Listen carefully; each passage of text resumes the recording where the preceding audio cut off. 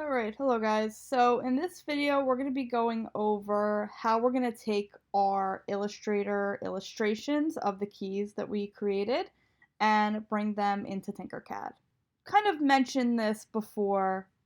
Now, I've definitely mentioned this before, but there are two different types of keys that you could be making. You could either be making a one layer key, which means that it is one height altogether and the only defined part of it is the overall shape.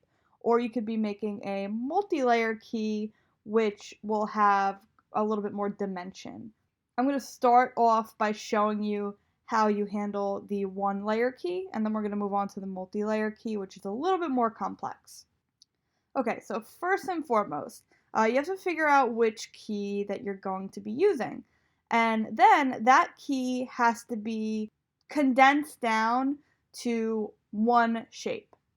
So, what I mean by that is if you look at this right now, yeah, it looks like it's one shape, but then when I go over and I select it, look at all these separate shapes that are just kind of overlapping on each other, but the key itself is broken up into a bunch of different parts, and we need to combine those. Now, as long as everything is layered well, it should be as simple as selecting the entire key, going to the Properties panel, and then clicking Unite on the Pathfinder. And there we go. So now we have a solid one layer key, and this is going to be perfect. Okay, so next step is we have to save this as an SVG file. Now, what SVG stands for is Scalable Vector Graphic, and this means that we can put it in the 3D printer and we can make it as big or as small as we want, and it won't get messed up at all. So to do this, we go up to the File menu, and then we go to Export, Export As.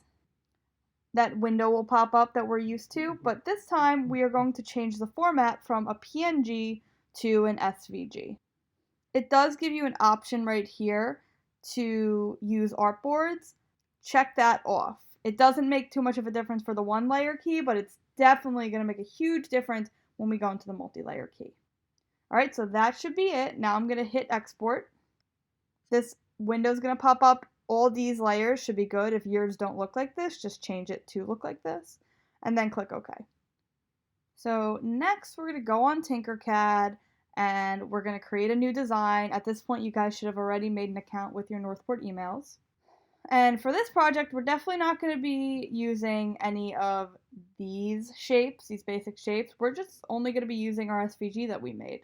To do this, we have to import it from our computer. So we're going to go to the Import button, choose a file, and this window is going to pop up, and we are going to click our SVG file that we just saved, open it up, and that is perfect. So the reason why we saved it for the artboard is so that we had the opportunity to use the artboard option. You'll see why this is so important shortly, but for now, just make sure that's selected, and then you can click import. Shrink this down eventually, but first let's just zoom out. You can do this by scrolling on your mouse, and then we talked a little bit about the controls on TinkerCAD where you go up to this little cube and you can kind of rotate around to see the 3D model that you just created. We're not going to be doing much on TinkerCAD right now, but we are going to be messing around a little bit with this panel that comes up as soon as you upload the SVG. Height is going to be the one that we really want to use. So I'm going to click height, and I'm just going to kind of drag it, and you'll see that it changes how tall the key is. So this is when you're going to determine how tall you want it to be. It's a little bit, you don't want it to be too thin, because then it's going to be super flimsy. So I brought it to around, let's see, about 21, and that looks pretty good.